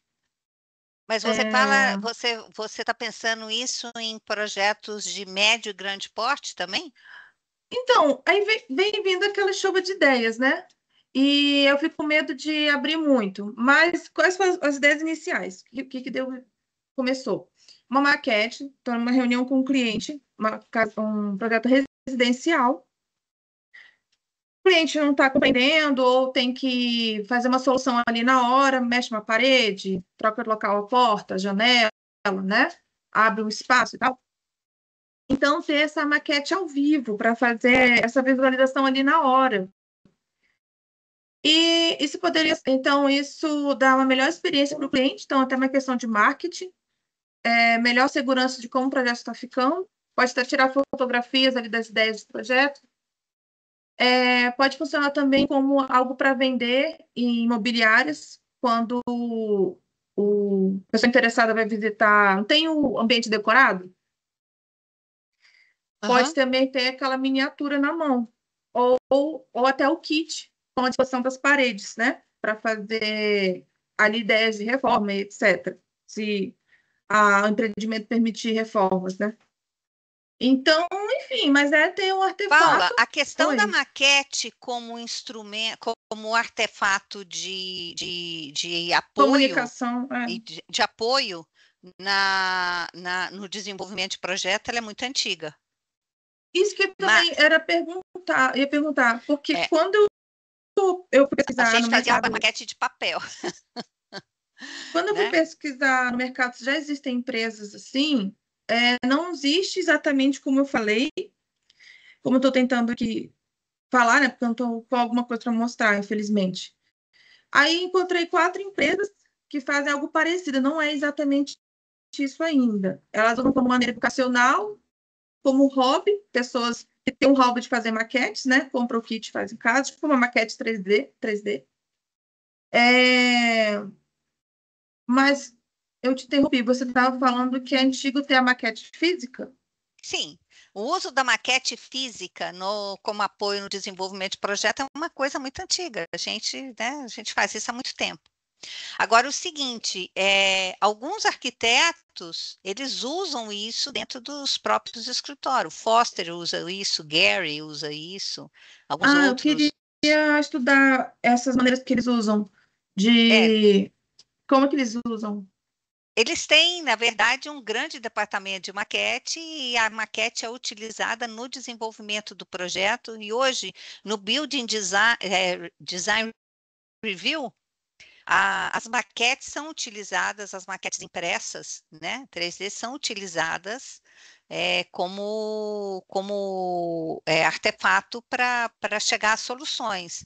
Agora, não é porque é antigo e não é porque outros usos que você não vai usar. Não, eu acho que você devia desenvolver sim esse artefato, esse kit, né, que você tá dizendo. Agora, a minha preocupação é com projetos de grande porte. Porque projetos de grande porte e para soluções amplas, né? Para soluções mais específicas ou residenciais ou de interior design, né? De design de interiores, eu acho que é perfeito. Eu acho que funciona Assim, muito bem. eu estou indo pelo caminho do protótipo. Como qualquer invenção, começou de uma forma simples, simplória, rudimentar e foi evoluindo. Ou então até ideias que já são boas podem ter ali um outro braço para inovar. Porque ainda não estou gostando de comparar com o Lego, mas é a melhor maneira para explicar isso. Então, o Lego tem peças modulares. Sim. E muitas casas residenciais têm um layout parecido. Ou então tem os módulos ali, a mesma altura de pé direito, mesmas portas, 2,10, janelas também, as janelas da Gabi vem já aquela medida pronta, né? Então, esse kit poderia ter ali peças modulares, fabricação a uma pequena escala, e funcionar como material de Olha, discussão do projeto.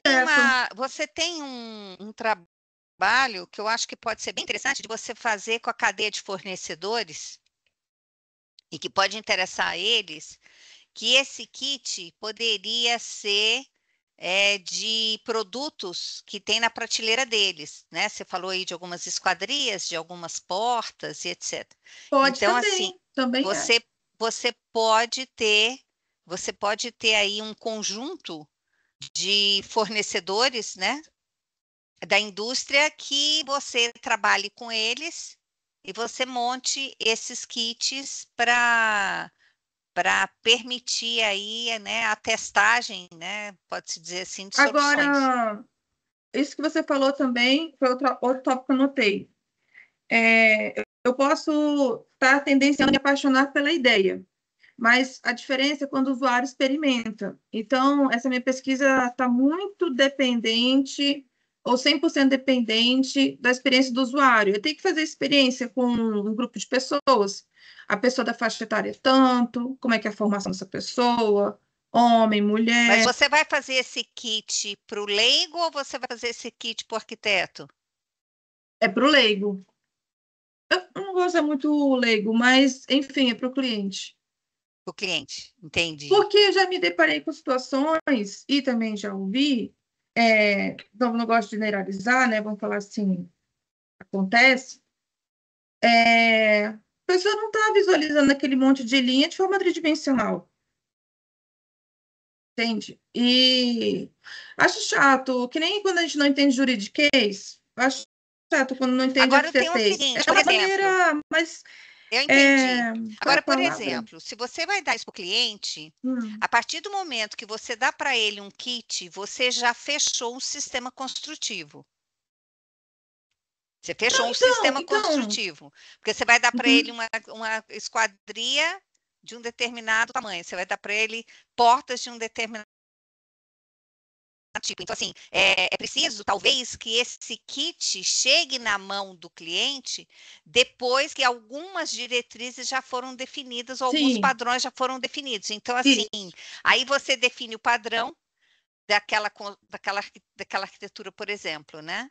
E aí você dá para o cliente o kit de acordo com o sistema construtivo que foi definido para ele.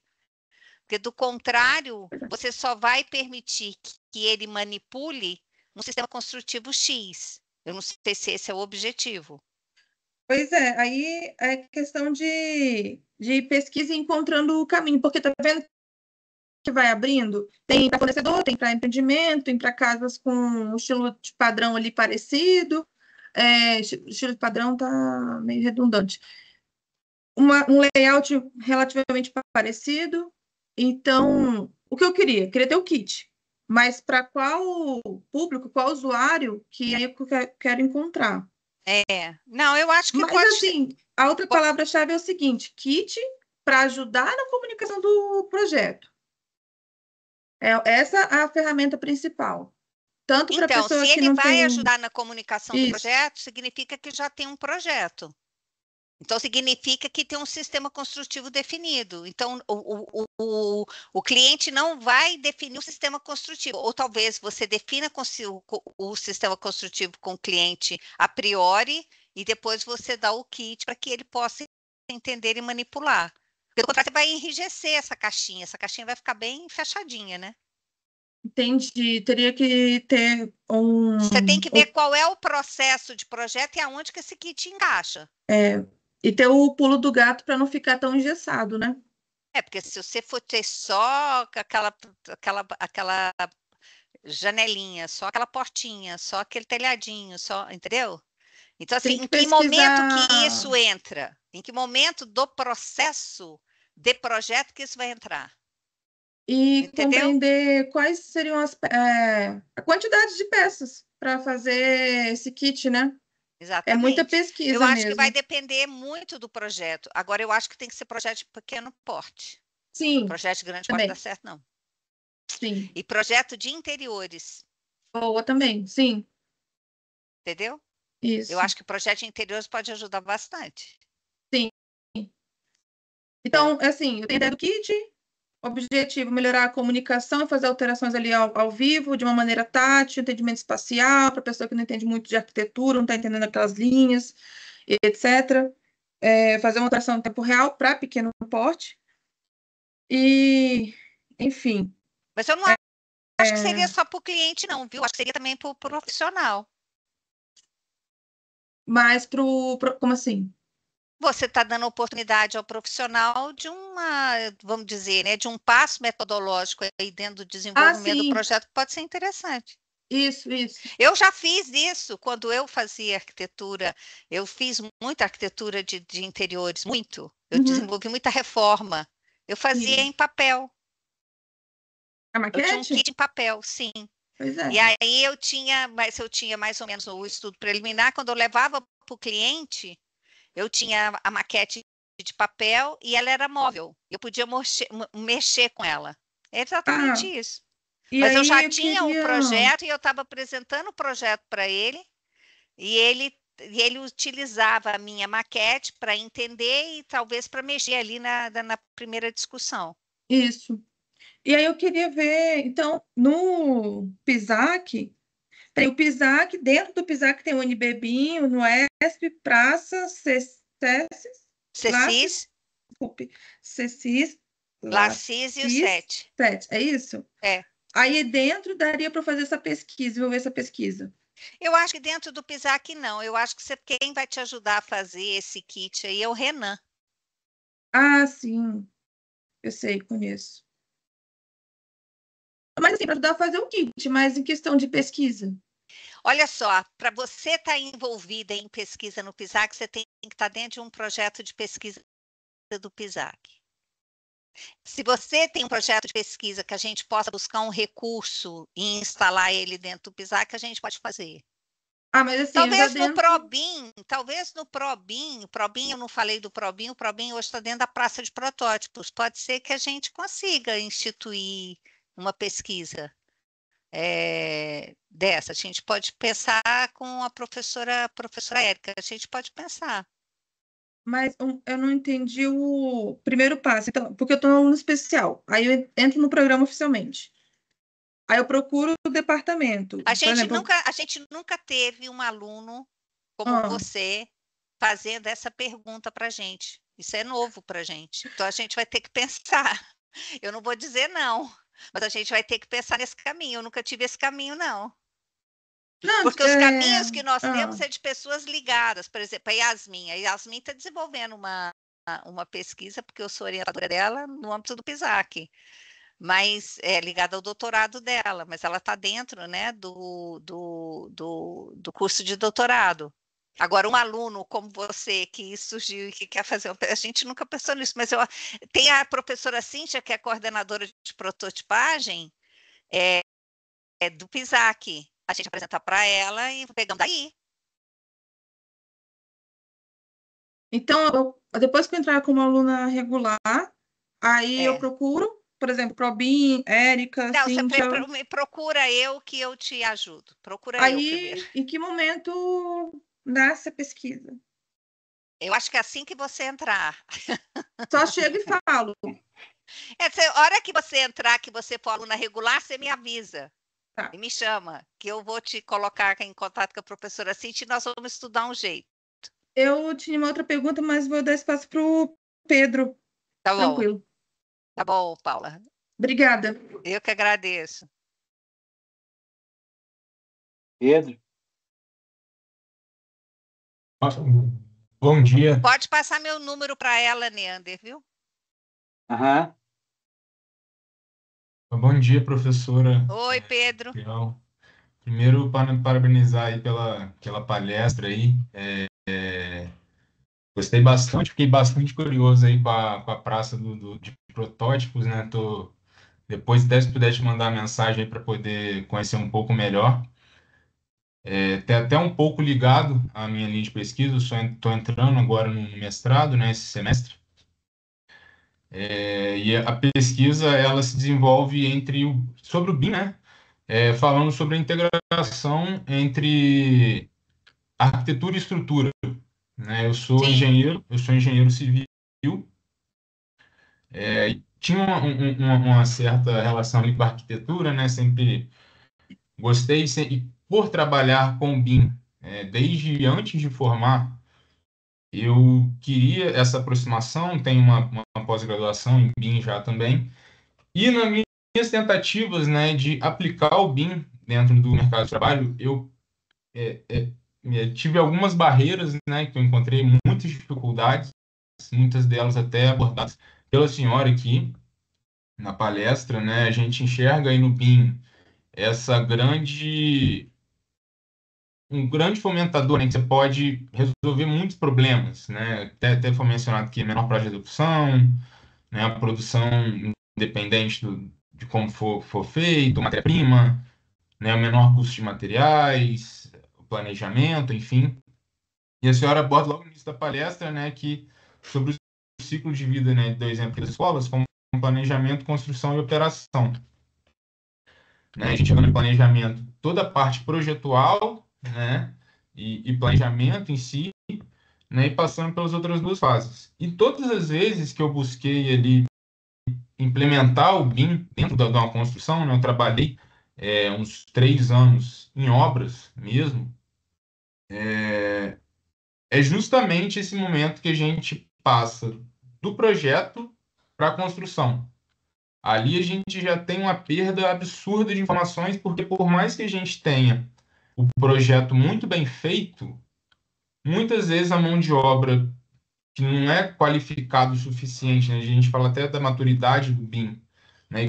E quando a senhora fala da governança ali, realmente é nesse ponto, né, que a gente fala, né, de como esse projeto vai passar por essas fases, mas tem uma grande ruptura, Né? Quando a gente vai para operação, então é algo que é muito mais difícil ainda da gente enxergar.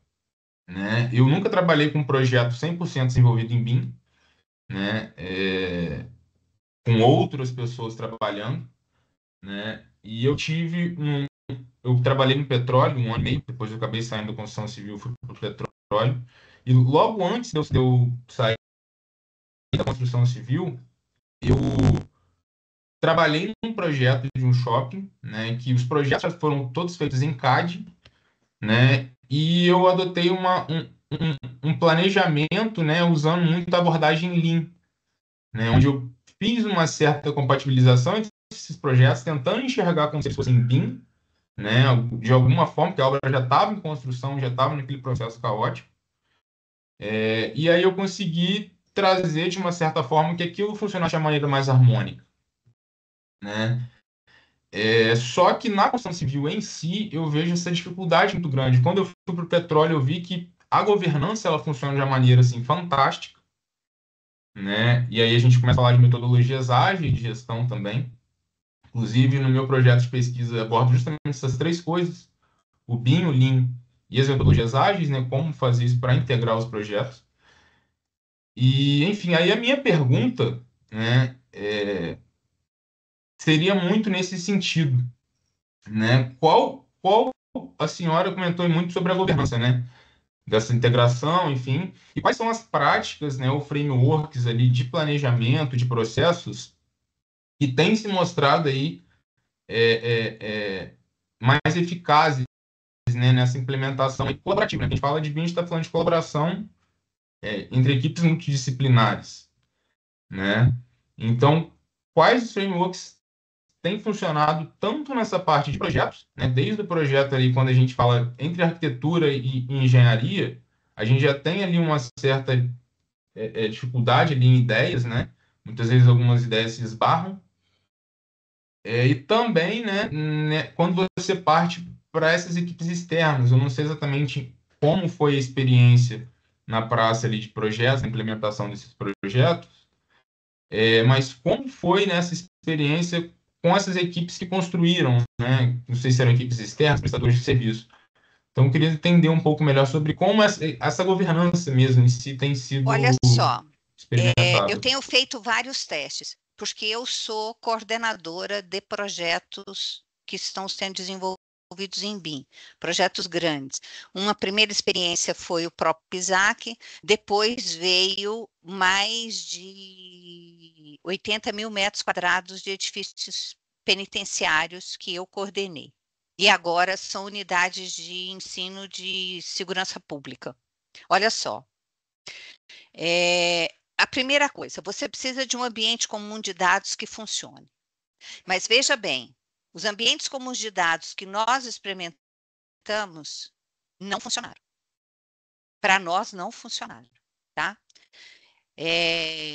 Num outro momento, eu posso sentar com você e posso, inclusive, sem problema nenhum, posso te mostrar qual foi, inclusive, a sequência de testes que a gente fez. Mas você precisa de um ambiente comum de dados. Ok, o ambiente comum de dados vai te permitir que você troque informações. Hoje eu tenho 3 ambientes comuns de dados. Eu tenho um ambiente comum de dados onde eu troco informação interna entre os que desenvolvem o projeto. Eu tenho um ambiente comum de dados que eu faço design review. Não é o mesmo. Porque o que eu tinha, o que eu usava para ambiente comum de dados não cumpriu com essa função. Então, arranjei um outro ambiente comum de dados. E eu tenho um outro ambiente comum de dados em que eu entrego. Eu só entrego. Então, assim, eu dividi em 3 ambientes comuns de dados. Isso eu precisei fazer, porque o que eu tinha em termos de solução não me atingia. A outra coisa é o seguinte: você precisa, sim, de reuniões de design review rápidas, Scrum, ok? Rápidas, mas você precisa aonde todos os coordenadores de todas as disciplinas estejam sentados. Eu não consigo desenvolver o projeto só com o ambiente comum de dados e só com a troca de informação pelo ambiente comum de dados. Eu tenho que ter as reuniões. Então, eu tenho 2 reuniões por semana.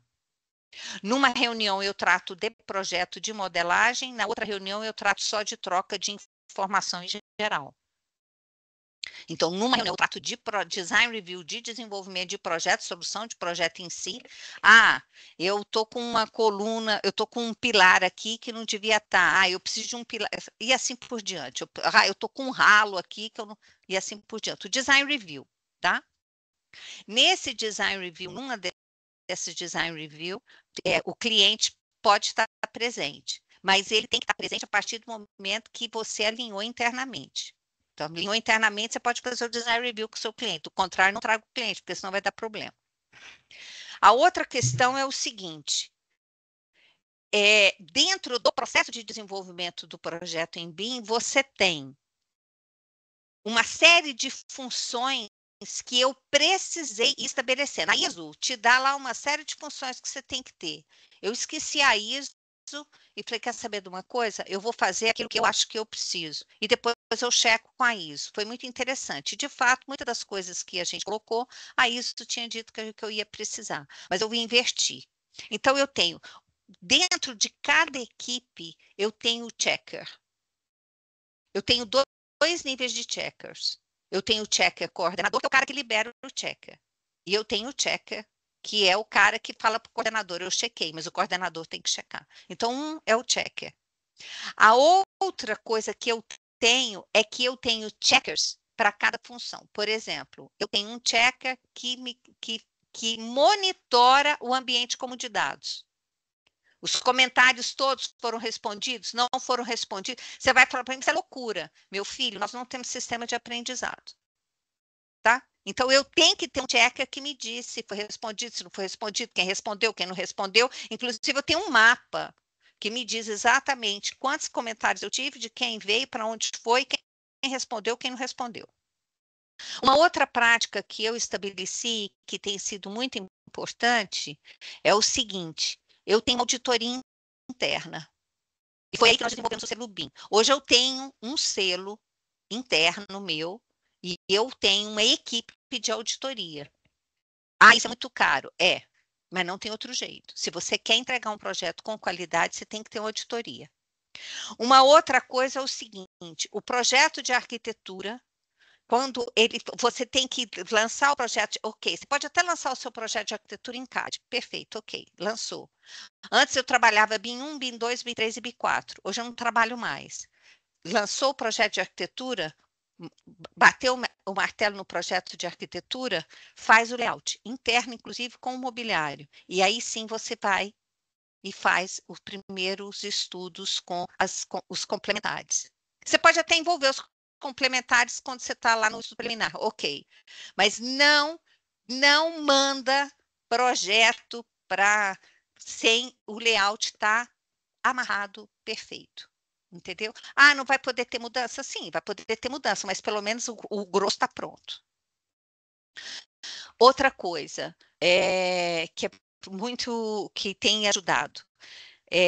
A questão do desenvolvimento de orçamento, eu tenho atrelado todas as informações do modelo de maneira a eu exportar para o orçamento. Então, eu tenho conseguido fazer o orçamento com exportação de informação. Praticamente 99,5%. Foi olha, penamos, mas conseguimos. Então, hoje, inclusive, aqui na finalização do projeto, na produção do projeto executivo, quando eu não tenho algum elemento que não está, que eu não consigo, porque ele ficou fora, eu identifico no meu relatório que ele está fora, né? Porque são projetos também referenciais, eu preciso dar isso para quem vai usar. Uma outra coisa é o seguinte, eu tenho um cronograma muito disciplinado, rígido, considerando todo o fluxo de informação e todo o meu fluxo de projeto, de onde sai para onde passa. E isso é monitorado semanalmente, diariamente. Diariamente. Então, assim, terças e quintas, eu tenho que olhar e eu tenho que ver quem chegou, quem não chegou, por que não chegou, o que aconteceu. A equipe que ficou com dengue, não sei o quê. Então, assim, tem que ser diário. Então, assim, a ilusão, porque aí é que está a questão da governança, e aí é que está a questão do sistema de aprendizado, porque tem-se a ilusão de que o desenvolvimento do projeto em BIM, se aperta um botão e ele sai do outro lado. Olha, não é nada disso. Você tem um trabalho que você precisa fazer de gestão que é gigantesco. Nós temos vários artefatos que nós fomos desenvolvendo ao longo do processo para nos ajudar nessa coordenação. Depois que a coisa está azeitada, ok, perfeito. Corre que é uma maravilha e você produz assim, geometricamente. Mas até você chegar lá, não é uma tarefa simples. Obrigado. Eu acho que é isso.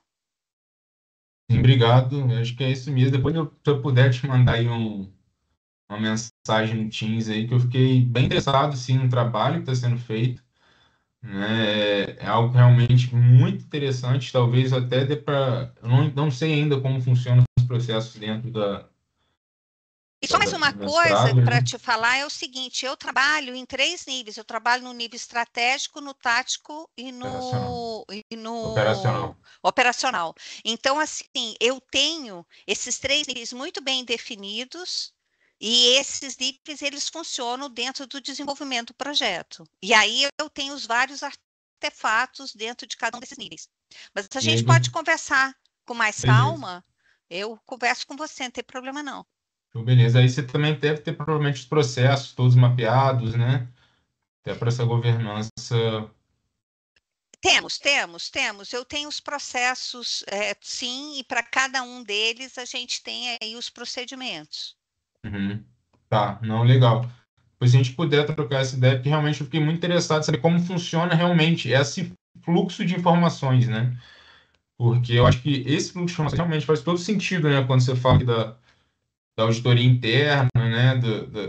Dos tipos das reuniões e principalmente essa divisão, né? Do ambiente comum de dados, né? Não sei como que é essa troca de informações, se usa também algum tipo de Kanban, alguma coisa desse sentido, né? Também. E o É, WhatsApp. WhatsApp, que o WhatsApp é bem confuso, né? Pode ser Olha, muita coisa. depende. Você tem muito WhatsApp. Eu tenho Aham. muito WhatsApp. Se você olhar quantos grupos de WhatsApp eu tenho, você vai falar que isso é impossível. Não é. É muito bem separadinho, mas eu uso Porque é muito inevitável, WhatsApp. né? É inevitável também Eu o uso WhatsApp. muito WhatsApp. Muito. Não, Muito. né? Não, beleza. E faz todo sentido nessa a questão do design review, não sei quais os ambientes como dados tem usado, o que que deu errado, né? Eu fiquei curioso nisso. O que que deu Não, errado? essa aí O a que gente deu pode errado falar, é a mais gente pode falar na sobre frente. 4 paredes. Entre 4 paredes. Não, Mas aqui não. beleza. Tá ótimo. Beleza, professora. Muito obrigado, assim, muito enriquecedora mesmo a palestra e conhecimento aí que muito grande, né? Imagino que de muitos anos aí de trabalho e muito aprendizado. E o BIM, eu vejo o BIM acho que muito como um meio, né, para chegar na indústria ali 4.0 mesmo, e fazer a indústria da construção civil realmente, né, chegar mais próximo São das outras etapas, indústrias, né? são fases. A gente vai ter que ir por fases, entende? A gente vai ter que ir para e passo, né? Vai chegar um Uhum, momento que eu não vou precisar de ter uma pessoa para checar os meus comentários, né? Mas eu ainda preciso, porque eu não tenho um sistema de aprendizado instalado. Então, os procedimentos que eu tenho hoje, pode ser que o ano que vem eu não precise mais. uhum, Os procedimentos que eu tenho hoje eu não tinha quando eu fiz o projeto passado. Então, assim, foi mudando, porque a equipe foi aprendendo. Então, assim, é um processo, né? A gente vai fasear. uhum, Mas a beleza. gente conversa no outro momento, porque agora realmente eu acho que eu preciso sair. Professor, muito obrigado, viu? Professora, só uma última pergunta. A senhora mencionou o Manual da Construção Industrializada e falou que está trabalhando numa nova edição. Isso tem um horizonte, tem um prazo? Eu pretendo, Neander, eu quero ver se a gente entrega ele até meados do ano que vem, porque eu estou querendo desenvolver junto com o ITIE. Não sei se você conhece o primeiro, porque no Não. primeiro nós montamos praticamente um artefato para nortear a tomada de decisão de quem é que ia usar o sistema construtivo industrializado. Nesse agora eu quero atualizar essas tomadas de decisão, porque mudou algumas coisas. E o ITIE agora está conosco, né, que é o Instituto de Construção Industrializada. Então, eles têm uma super contribuição a dar. Certo. Porque eu acho que seria um material interessante a gente disponibilizar para os alunos de graduação, né? Também. Sim. Uma coisa muito importante essa próxima versão, é porque eu quero integrar muito realmente com o BIM. Quero ver se eu consigo integrar com o BIM. Legal. E eu estou vendo como é que eu vou fazer isso. Certo. Raquel, muitíssimo obrigado. Né? Não sei se existe mais alguém que gostaria de fazer algum comentário, alguma pergunta. Olha, eu que agradeço. Muitíssimo obrigada Se vocês precisarem de mim, eu estou à disposição. O professor Neander tem meu contato, pode passar, tá bom? Me mandem um WhatsApp e a gente marca. Eu coloquei lá no grupo, tá, pessoal? No grupo do WhatsApp da disciplina já está lá o contato, certo? Professora, eu posso te incluir no nosso grupo? Pode. Mais num grupo? Traz problema, não tem problema. Grupo é uma coisa que faz parte da minha vida. Obrigada, Raquel. Eu que agradeço, Paula. Tudo de bom para vocês. Um grande beijo. Tchau, tchau. Obrigada, Neander. Tchau. E nós é que agradecemos. Tchau, queridos. Tchau.